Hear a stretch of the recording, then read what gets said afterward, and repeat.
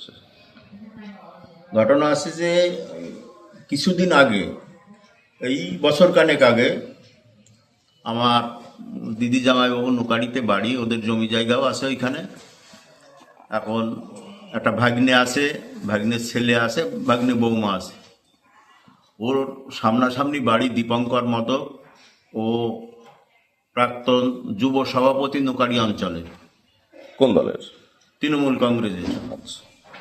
ওর অত্যাচারে ওই ভাগ্নে বউটাকে ও কবজা করে ভয় দেখিয়ে ওই ভাগ্নেটাকে মার্ডার করে দেবে এই ভয় দেখিয়ে ও ভয়ে এখান থেকে পালিয়ে ওর দিদি মানে বোনের বাড়ি আছে ভোপালে, ওইখানে চলে যায়। তৃণমূল যুবনেতার কাছ থেকে খুনের হুমকি পেয়ে অল্প টাকায় বাড়ি বিক্রি করে মধ্যপ্রদেশে ভোপালে চলে গেলেন বয়স্ক দম্পতি। রানাঘাট থানার নোকারির বাসিন্দা রঞ্জিত ঘটক ও অঞ্জলি ঘটক কোটি টাকার বাড়ি নামমাত্র টাকায় বিক্রি করতে বাধ্য হলেন, কেননা পিছনে রয়েছে ভয় ভীতি। এই ভয় ভীতি দিয়ে দেখাচ্ছিল রঞ্জিত ঘটক ও তার স্ত্রী। ভয় সহ্য করতে না পেরেই নামমাত্র দামে বাড়ি বিক্রি করে ভোপাল চলে গেলেন দম্পতি। রানাঘাটের বুকে এই ঘটনা একটা ব্যতিক্রমী, যদিও অভিযুক্ত তৃণমূল নেতা দীপঙ্কর মদমের বক্তব্য ওই পরিবার নগদ টাকাও 20 গ্রাম সোনা চুরি করেছিল, সেই টাকাও সোনা ফেরত দিতে না পেরে বাড়ি বিক্রি করেছে। কোনো রকম জোর জুলুম করা হয়নি। বাবা মা এখানে ছিল, নিচের ঘরে ও বৌমা থাকতো। ওরা কন্টিনিউ অত্যাচার করে। ওরা একটা সিসিটিভি লাগিয়েছিল উপরে, ওরা দোতলা বাড়ি উপরে থাকতো দিদি জামাইবাবু। ওখানে এসে একদিন ওই দীপঙ্কর মদক আর আরেকটা ছেলের নাম হচ্ছে মধু বিশ্বাস, ওরা দুইজনে ওদেরকে মারধর করে এবং ওই সিসিটিভির হার্ডডিস্ক ফার্ডডিস্ক সব ভেঙে দেয়। দিদির গলার এক ভরি একটা সোনার চেন ছিল, সেটাও ছিনতাই করে নেয়। নেওয়ার পরে আমি এইখান থেকে যে ওদের হসপিটালে ট্রিটমেন্ট করিয়ে তারপরে নোকারি ফাঁড়িতে অভিযোগ করি। তার আগে একাধিকবার যারা অভিযোগ করেছে আমার দিদি জামাইবাবু মিলে যে ওদের উপর অত্যাচার হচ্ছে, কোনো কর্ণপাত করিনি। মারধর করার পরে আমি নিজে যেয়ে কুপাস ফাঁড়িতে একটা অভিযোগ করি। অভিযোগ করার পরে ও অ্যারেস্টও হয়নি, পরে বোধহয় বেল্ট ফেল পেয়েছে। এখন এরা বাধ্য হয়ে কম দামে জমি টমি বাড়ি টাড়ি বিক্রি করে এরা এখান থেকে প্রতিনিয়ত খুন করে ফেলার ভয় দেখায়। এরা বাধ্য হয়ে ভোপালে চলে যাচ্ছে। এবার ভয় চলে যাচ্ছে। হ্যাঁ, ভয়ে চলে যাচ্ছে। এখন ওরা ওইখানে থাকতে না পেরে ভয়ে আমার এখানে এসে ছিল। এইবার আমাকে ফোন করে ও অকথ্য ভাষায় কিস্তি খামারি করে আমাকে ভয় দেখায়। আমি একটা অভিযোগও করেছি ধানতলা থানাতে, কিন্তু প্রতিকার কিছু নেই। আমি বিগত 3 সালে পঞ্চায়েত সমিতির কর্মধ্যক্ষ ছিলাম, দলনেতা ছিলাম তৃণমূল কংগ্রেসের। পরবর্তীতে 8 থেকে 13 আমি রানাঘাট 2 নম্বর পঞ্চায়েত সমিতির সভাপতি ছিলাম। এই দলে ছিলেন এতদিন, সেই দলেরই কর্মীরা এরকম করছে? সেই দলেরই কর্মীরা। আমি একাধিক নেতৃত্বকে জানিয়েছি, প্রতিকার কিছু হয়নি। আমি নাম বলে বিব্রত করব না, বর্তমান যে আমাদের ব্লক সভাপতি আছে তাকেও বলেছি ব্যাপারটা। এখন এর কোনো রেজিস্ট নেই, কাজেই বাধ্য হয়ে ওদের শেল্টার না দিতে পারায় ওরা এখন অত্যাচারিত হয়ে ভোপালে চলে যাচ্ছে। এখন আমার নিরাপত্তা নিয়েও আমার সংশয়। আমার ছেলে ফুলবাজারে যায়, অফিসে যায়, ও তাদেরকেও ভয় দেখাচ্ছে। এই মতো অবস্থায় 98 সাল থেকে তৃণমূল কংগ্রেস করার সুবাদে এখন বর্তমান এই পরিস্থিতিতে এখনও এই দলটা করছি। বর্তমান ব্লক কমিটিতে নতুন যে কমিটি করেছে তারও আমার জেনারেল সেক্রেটারি করেছে। আমি হিজুলি 1 নম্বর অঞ্চলের এখনও অঞ্চল সভাপতি তৃণমূল কংগ্রেসের। আমার প্রতি যদি এই অত্যাচার হয় তাহলে সাধারণ মানুষের রক্ষা করার দায় কে নেবে? কাজে এই মতো অবস্থায় যদি দল প্রশাসন কোনো ব্যবস্থা না নেয় তাহলে সাধারণ মানুষের নিরাপত্তার তো হবেই, নিরাপত্তার অভাব তো হবেই।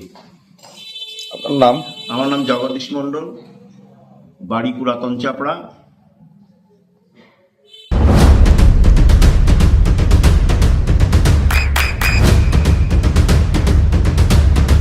বৃষ্টিতেই স্বস্তি। বৃষ্টি অ্যাকোয়া বিশুদ্ধ পানীয় জল। আমি এই শ্বশুর বাড়ির থেকে বাড়ি ঢুকলাম। ঢোকার পরই রাস্তাতে খিস্তি মারতে তো আমার বাড়ি ঢুকলো দুইজনে। ঢুকে আমাকে কিছু না বলার সঙ্গে সঙ্গে মারধার করছে, বিভিন্ন রকম গালাগালি দিচ্ছে আর ওই মারছে। কিন্তু মধু কখন যে উপরে চলে গেল, যে সিসিটিভির সেই হার্ডি সব ছিঁড়ে ঘুরিয়ে নিয়ে চলে গেল, নিয়ে ও একটা লাঠি নিয়ে আসলো। লাঠিটা দিল আবার দীপঙ্করের কাছে। দীপঙ্করের লাঠিটা খুঁচা মারলো আর হাত দিয়ে তো সে ঘাড়ে চলে এখানে ওখানে, সে হাত এই 3 আঙুলি ভাঙার এই করেছিল, কিন্তু এই 2টা আঙুলি ভেঙে কোড়ায় রয়েছে। এই পর্যন্ত হয়ে গেল। হয়ে তো তারপরে কিস্তি মারতে মারতে তো কোন শুয়োরের বাচ্চা আসবে, কোন এটা খানকে ছেলে আসবে, এসে আমাকে এই করুন, এই করতে করতেই উনি চলে গেল। চলে বাড়ি চলে গেল। তারপরে বাড়ি যাইয়েও ওই খিস্তি মিস্তি মারতে লাগলো। সে অসহ্য গালাগালি। সে কারা এগুলো ওই দীপঙ্কর দীপঙ্কর? দীপঙ্কর আর মধু। এরা কি? আর হ্যাঁ, এরা কি? ওই তো বাড়ির পাশে বাড়ি। আর বলছি যে যদি কাউকে বলিস সকালে এসে গুলি করে যাবো, সকালে গুলি করে মেরে ফেলবো। আর মধু বলছে যে তুমি যদি কোনো থানায় যাও বা কোথাও যাও, কোনো পুলিশের কাছে বলো, আমি সকালে গুলি করে মেরে ফেলবো। কেন আপনাদের প্রতি হামলার কারণটা কি? কারণটা বৌমার সাথে সম্পর্ক করেছে। বৌমারে ওই মধু আমাকে ঠেলে ফেলা দিয়ে ওই মধু তুলে দিল। দীপঙ্করও আছে, কিন্তু ওই মধু ঠেলে ফেলা দিয়ে ওই বৌমাকে তুলে দিল যে তুমি বাড়িতে নামবা না। এইভাবে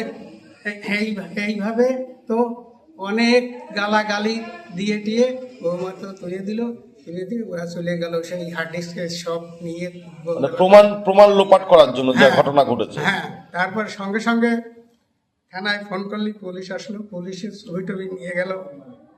সেই হার্ড ডিস্ক সেরা আমাকে এই মারদার দেখালাম, সব কিছু বললাম।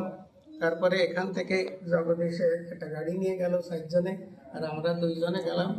যেয়ে প্রথমে হচ্ছে প্রথমে গেলাম এই হাসপাতালতে ট্রিটমেন্ট করে ওষুধ দেখায় তারপরে আসলাম কোর্টের থেকে ওই রাত্রি দিতে পারা যায় না, ওই উকিল একজনকে বলে তৃণমূল করে তৃণমূলের কাছে কে এই সেই বিজেপিতে ভোট দিবি, এবার দেখায় দেবো।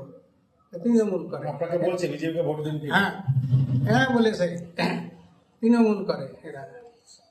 ওই দীপঙ্কর তৃণমূল করে। যে সন্ধ্যের সময় তো মোটর সাইকেল এক গাদা আসবে, মদ খাবে, মদ খেয়ে যাচ্ছে না, তাই গালাগালি। সেই জগদীশের ছেলের নামে আমার বোনের সেসব ভাষা বলা যায় না। আপনারা কি জমিটা কি বাড়িতে স্বেচ্ছায় বিক্রি করেছেন নাকি বাধ্য হয়ে বিক্রি করেছেন? বাধ্য হয়ে বিক্রি করতে। আচ্ছা, তাহলে এখন কি করবেন? এখন কি আর বিক্রি করা হয়ে গেছে, আমরা তো চলে যাবো। কোথায় যাবেন? বলে চলে যাবো। আপনাকে মানে বাধ্য হয়ে চলে যেতে হচ্ছে? বাধ্য করছে। এখানে থাকলে মানে ওর গাড়ি আছে, পিছন দিকে মেরে দিয়ে তো কিছু হলো না। 2000 টাকা দিয়ে থানায় হয়ে গেল, কিন্তু কোনো কেস কারবার হবে না। আপনার প্রাণের ভয় চলে যেতে হচ্ছে? হ্যাঁ, প্রাণের ভয়ই চলে যেতে হচ্ছে। তাদের ভাই কোথায় যাবেন? ওই চলে যাবো সেই ভোপালে। রাজ্য ছাড়তে হচ্ছে আপনাকে? হ্যাঁ, রাজ্য ছেড়ে চলে যেতে হচ্ছে? রাজ্য ছেড়ে চলে যেতে হচ্ছে। প্রশাসনের উপর কি আপনার ভরসা নেই? না, প্রশাসনের পরে ভরসা মোটেই নেই। ওই সামনে গেলেই অনেক অভয় টভয় দেয়, কিন্তু তারপরে আপনার থানার দ্বারস্থ হয়েছিলেন? হ্যাঁ, কতবার হয়েছি। থানা কোনো সাহায্য করেনি? হ্যাঁ, সাহায্য করেছে। যে ওই যে ফোন করলে আসে ওকে একটু থামাই দিয়ে গেল, পরে আবার চলে গেলে আবার অত্যাচার? হ্যাঁ, আবার অত্যাচার করে। থানায় সাহায্য করেছে। আমার এই বাজারে রয়েছি, বাড়ি এসে হুমকি দিয়েছে। উনি ফোন করলো। আপনি পেশায় কি করতেন? পেশায় এখানে ওই জমি জমা আর ওই ফুলের একটু কাজ করতাম। ভালো লাগে নাকি এই জায়গা থেকে আসে? এই জায়গাতে সব কিছু করেছি, বাড়ি দোতলা করলাম, 5 বিঘে জমি করলাম। ভালো লাগে। এই বাধ্যতামূলক প্রাণের ভয়ে চলে যাচ্ছে। এরা যদি না থাকতো তা আমি তো ওই জমি টমি কিচ্ছু বিক্রি করতে পারতাম না। ফেলে দিয়েছে, যেভাবে মারিছিল আর যেভাবে যে ভয় দিছিল, তাতে ফেলে দিয়ে চলে যেত। শুধু খালি আমার এই শালার ছেলে ছিল, কিছু পেয়েছি। যে জমি 1 কোটি টাকা দাম হয়েছিল 5 বিঘে, তার 40 লাখ টাকায় বিক্রি করলাম। বাড়ি 80 লাখ টাকা দাম হয়েছিল, তা বিক্রি করলাম মানে 35 লাখ টাকা। এই প্রাণের ভয়তেই খালি বেঁচে গেলাম। কি নাম আপনার? রণজিৎ কুমার ঘটক। কুমারটা প্রথমে হচ্ছে কি উদ্দেশ্য হচ্ছে কি, আমি যখন মানে ওখানে জমি কিনলাম, বাড়ি করলাম, বাড়িও দোতলা করলাম, সুখে শান্তিতেই বাস করছিল। কিন্তু ওর উদ্দেশ্য কি করে ওই বাড়ি দখল করবে, বাড়ি নেবে কিন্তু পয়সা কড়ি দেবে না। মাঠে যায়, মাঠে যেয়ে যে ভাগে করেছে যে জমি, তারও বলে যে তুই ফুল বেচা টাকা সব আমার দিবি, ওদের দিতে পারবি না। আমি বলি, কেন, জমি কি তার না, সে তার টাকায় রাখা, যে তাকে সব দিতে হবে, তার কেন আমি দেবো বাড়ি, বিনে পয়সায় লিখে দিতে হবে, বাড়ি দিতে হবে এমনি এমনি। আমি তো সে তার কি ওই দীপঙ্কর মোদক কি করে? কি করে টারও অত সব আমি জানি না। মানে কোনো এমনি রাজনৈতিক দল করে? দল করে, টিএমসি করে, তাই জানি, মানে যেটুক বাইরে বাইরে থেকে যেটুক জানা সেটুকু। আর ভোটের সময় ভোট চাই, এসে ভোট দিতে হবে এখানে, সেই কারণে সেইটুকু জানি। তাছাড়া অত তার সব তার ঘেটে বেড়ায়। তারপরে যখন আমি বাড়ি নিতে পারছি না, তখন বৌমার হাত করার চেষ্টা করেছে, লোভ টোভ দেখা যাচ্ছে, তোমার বাড়ি তোমার নামে দিয়ে দেবো, তোমার অমুক দেবো তমুক দেবো, এরকম করে লোভ দেখা যাচ্ছে। দেখা এসে বৌমার দিয়ে এই করবে বলে আমার এই বাধ্য হয়ে বাড়ি টিকতে না পেরে আর অকথ্য ভাষায় গালাগালি দেয়। রাস্তায় সন্ধ্যের পরে রাস্তায় দাঁড়াবে, অকথ্য ভাষায় গালাগালি, যা জীবনে কোনোদিন যা কল্পনা করা যায় না এরকম ভাষায় গালাগালি দেয়। সে দুটো একটা কথা কি বলবো, দুটো একটা কথাও আমি বলবো না, কারণ সে ভাষায় প্রকাশ করা যাবে না। তাই বাধ্য হয়ে কি করছে? বাধ্য হয়ে বাড়ি বিক্রি করেছি অল্প পয়সায়। এখন কোথায় যাবেন? এখন এখন যাব, বাইরে চলে যাব, কারণ এখানে থাকলে এখানে বাস করতে পারবো না। এখানে থাকলে আমি বাস করতে দেবে না, যেভাবে হোক চেষ্টা করবে। আর ওদের দেখে নেবে সে, যতদিন আমার দেখে নেবে সে, তার উদ্দেশ্যই হচ্ছে। কোথায় যাবেন এখন? এখন আমার মধ্যপ্রদেশ। এই রাজ্য ছেড়ে চলে যেতে হচ্ছে, হ্যাঁ, খারাপ লাগছে না? খারাপ লেগে কিচ্ছু করার নেই, চোখে জল আছে, জলে ভেসে গেলেও কিচ্ছু করার নেই। কি করবো, উপায় কি? একটা উপায় তো দরকার, বেঁচে থাকার তো একটা উপায় দরকার। এই বেঁচে থাকার উপায় নেই, বাধ্য হয়ে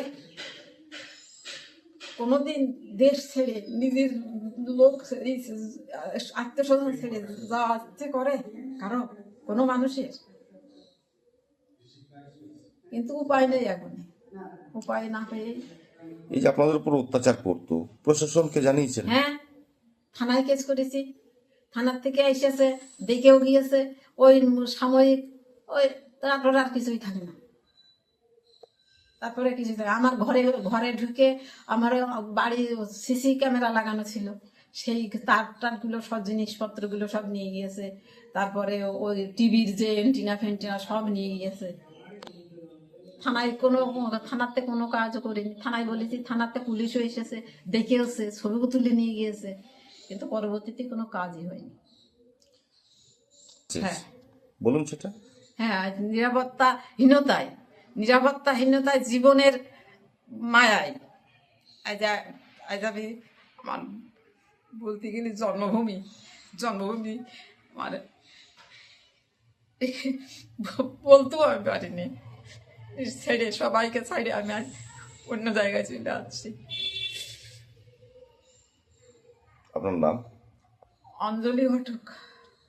তারই প্রতিবেশী একটা অভিযোগ করছে, তার সম্পত্তি হাতিয়ে নেওয়ার জন্য তার বাড়িতে চড়াও হয়েছেন, মারধর করেছেন, সিসি ক্যামেরা হার্ড ডিস্ক ভেঙে গুঁড়ো করেছে, এবং তার বাড়ির যে বৌমা আছে তার সঙ্গে আপনার একটা ইনলিগাল অ্যাফেয়ার আছে, রিলেশন আছে। কি বলবেন? এটা সম্পূর্ণই মিথ্যা, পুরোই সাজানো ঘটনা। এরকম ধরনের কিছু বা আমার সাথে কিছু আছে, আমি এটা সম্পূর্ণই মিথ্যা কথা বলছো না। সম্পত্তি হাঁটানো বলছে, ওদের যে পারিবারিক যে সমস্যা, ওদের মেন সমস্যা হচ্ছে গিয়ে ওর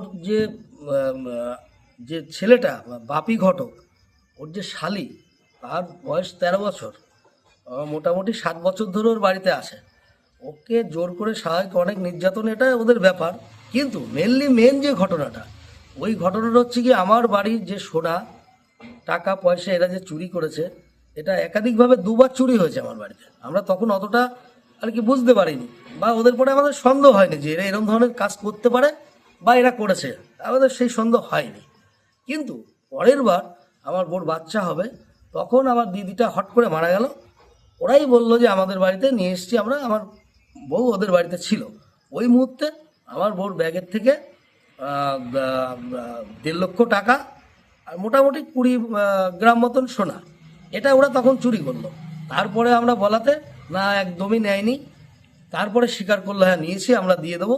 এবং সেই রাত্রিরে বলার পরে ওর ছেলে স্বীকার করলো, ওনার ছেলে মানে কি বলে ওর বাবার নাম কি, রঞ্জিত ঘটকের ছেলে বাপি ঘটক স্বীকার করলো। করাতে পরের দিন সকালবেলায় ও পালাতো, ও আর নেই।